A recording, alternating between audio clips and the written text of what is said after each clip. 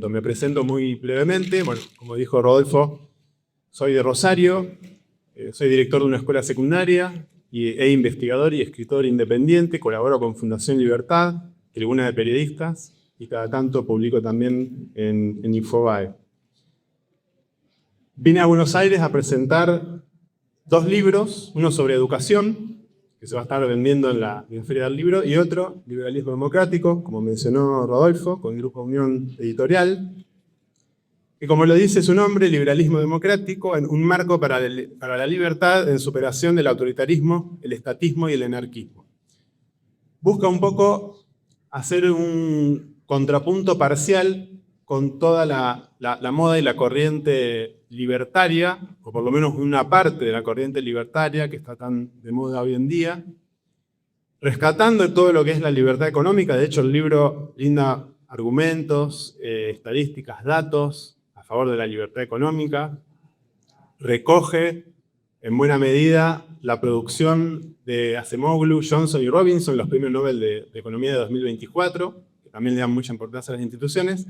Marca un contrapunto parcial porque le da una gran importancia justamente a las instituciones políticas. Trata de analizar de qué manera las instituciones políticas favorecen el desarrollo en el mediano y largo plazo, de qué manera influye el poder político en el poder económico y por ende también en el desarrollo.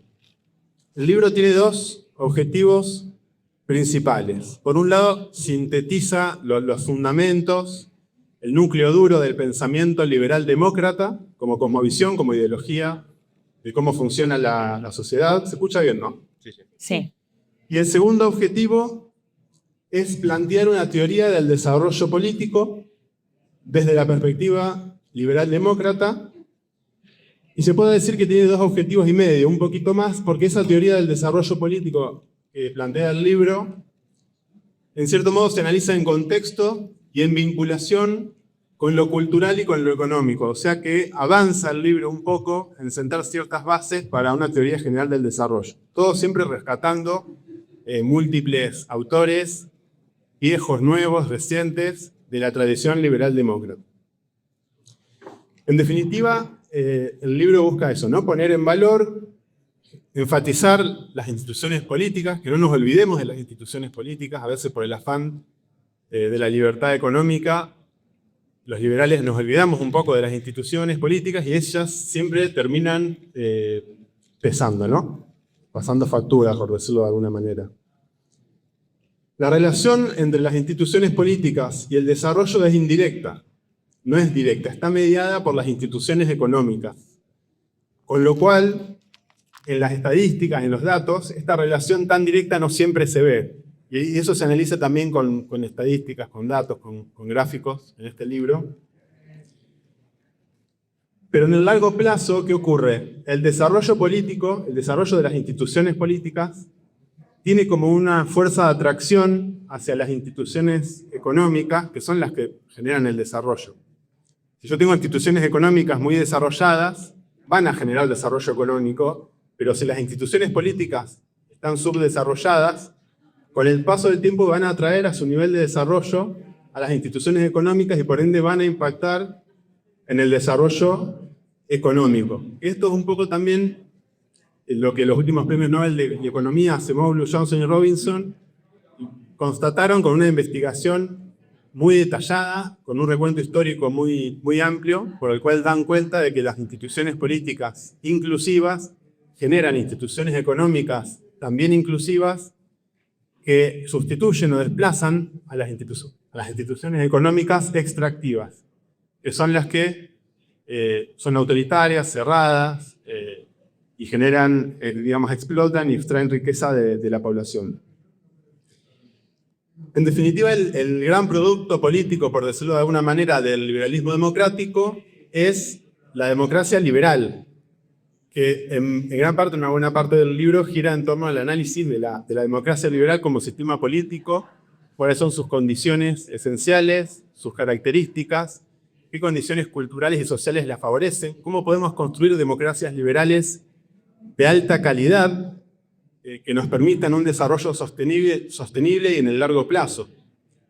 Porque como dije antes, la sola libertad económica, sin instituciones políticas fuertes, de calidad, con buena calidad democrática, en toda la historia de la humanidad se ha demostrado que no se sostiene.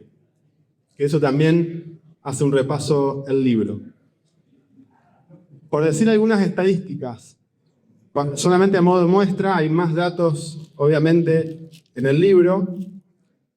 Las democracias liberales tienen un PIB per cápita sustancialmente, en promedio, mayor a todos los sistemas autoritarios y semi-autoritarios.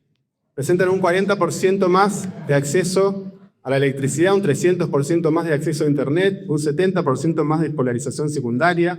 Además, no hacen guerras entre sí, es lo que se llaman relaciones internacionales, la teoría de la paz democrática. Las democracias liberales nunca han entrado en guerra entre sí, con lo cual un mundo de democracias liberales no solo sería mucho más próspero, sino que también sería pacífico.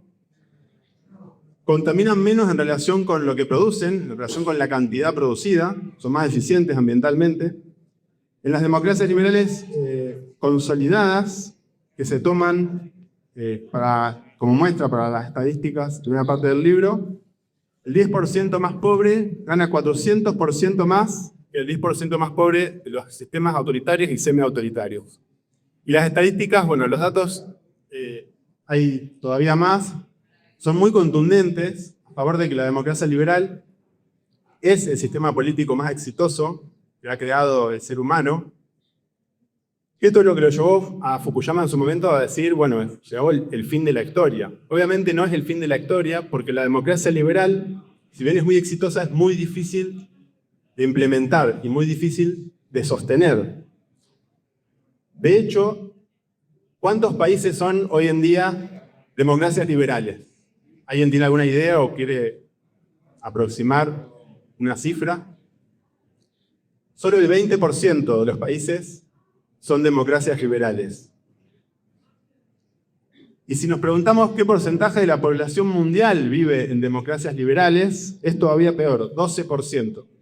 Solamente 12% de la población mundial vive en una democracia liberal completa, plena, digamos, con todas las características propias de ese sistema que se menciona también en el libro.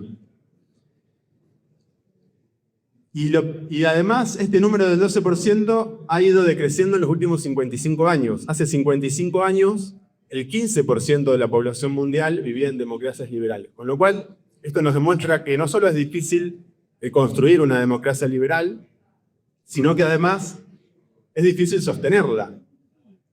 ¿Qué es una democracia liberal? Bueno, básicamente se puede definir como un sistema político que garantiza un mínimo de distribución del poder a través de las elecciones libres y la división de poderes. Tiene otras características y otras instituciones secundarias, pero las instituciones principales, medulares de la democracia liberal son las elecciones libres y la división de poderes, que implementadas de forma conjunta generan un salto cualitativo de distribución del poder en comparación con todos los demás sistemas, y esa distribución del poder es la que favorece el desarrollo.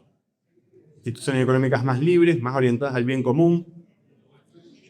La división de poderes, dicho así, parece algo simple, pero no quiere decir solo que existan tres poderes, ejecutivo, legislativo y judicial, sino que haya un equilibrio, autonomía, que se limiten recíprocamente para que nadie esté por encima de la ley, para que la ley se aplique para todos por igual. Eso obviamente genera igualdad de condiciones para competir en los mercados y favorece el desarrollo.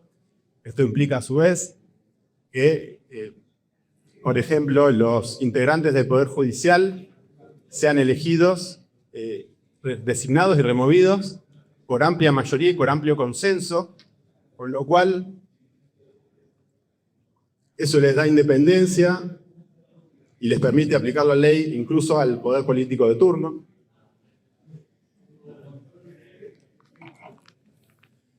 Bueno, es un sistema que tiene su complejidad. Y es más fácil de entender, de conceptualizar, que de implementar.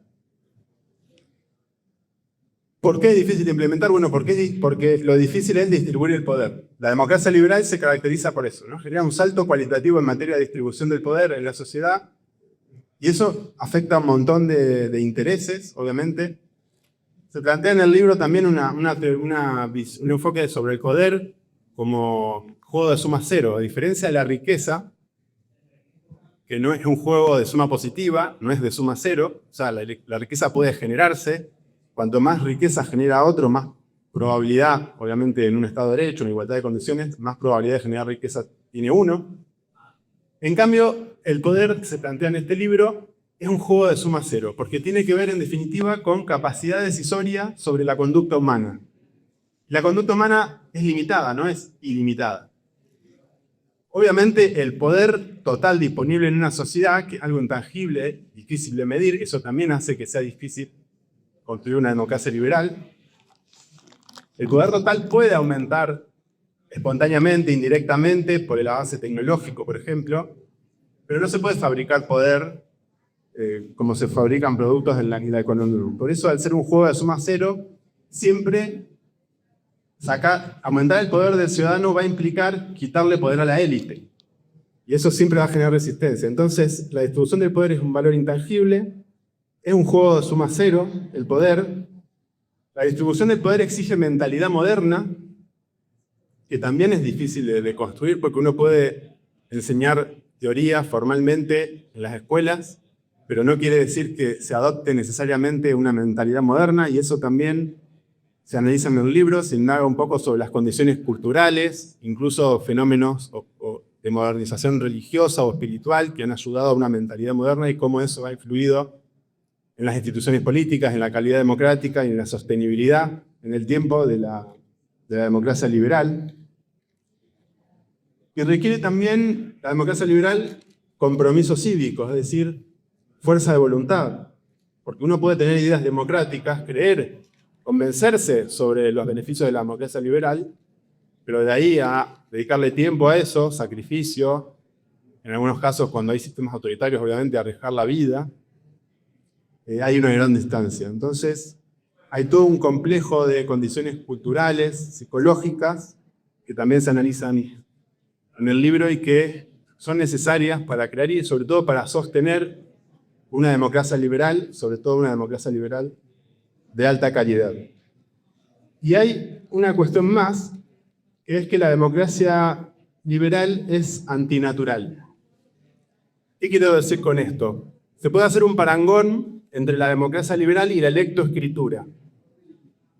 El otro libro que se está vendiendo mío en la historia del libro es de educación y es uno de los temas que también trato ahí. La lectoescritura, a diferencia del lenguaje oral, es antinatural porque el ser humano no está adaptado evolutivamente para leer y escribir. Llevamos 5.000 años leyendo y escribiendo, que en tiempos de evolución biológica del ser humano es la nada misma. Llevamos mínimo 100.000 años hablando, algunos plantean que deberían ser más, pero no, la evidencia no es tan clara, pero probablemente sean más. Con lo cual el ser humano está adaptado evolutivamente, hay una parte del cerebro dedicada y preparada para hablar. Entonces el ser humano, el niño, absorbe como una esponja del entorno el habla, pero no así leer y escribir, la lectoescritura. Que llevamos, como dije, solamente 5.000 años, que en términos evolutivos es la nada misma. Y llevamos también miles y miles o cientos de miles de años en sociedades primitivas, jerárquicas, autoritarias, que se regían por la fuerza. ¿Y cuántos años llevamos de democracia liberal, que además es hoy en día el 12% de la población mundial? 200, 300 años como mucho, si consideramos democracias liberales con sufragio restringido, que se aproximaban a lo que era el concepto de democracia liberal. Es decir, como dije antes, la nada misma en términos de evolución del ser humano. Por eso la democracia liberal es antinatural. Si la sociedad no tiene mucha conciencia sobre los beneficios, y no solo sobre los beneficios de la democracia liberal, sino también sobre los modos de crearla y de sostenerla, de controlarla, de hacerla más sólida, de mejorar su calidad democrática. Si no hay un fuerte compromiso, exige, en cierto modo, hasta cuestiones a nivel espiritual, ¿no? De estar a disposición, de dedicar una parte de la vida a lo público, al bien común. Bueno, es difícil sostenerlo. Esas serían las malas noticias, no todas las dificultades que tiene la democracia liberal, pero la buena noticia es que si nos concientizamos sobre eso, la democracia liberal se puede construir, se puede sostener, y hasta ahora la tendencia a largo plazo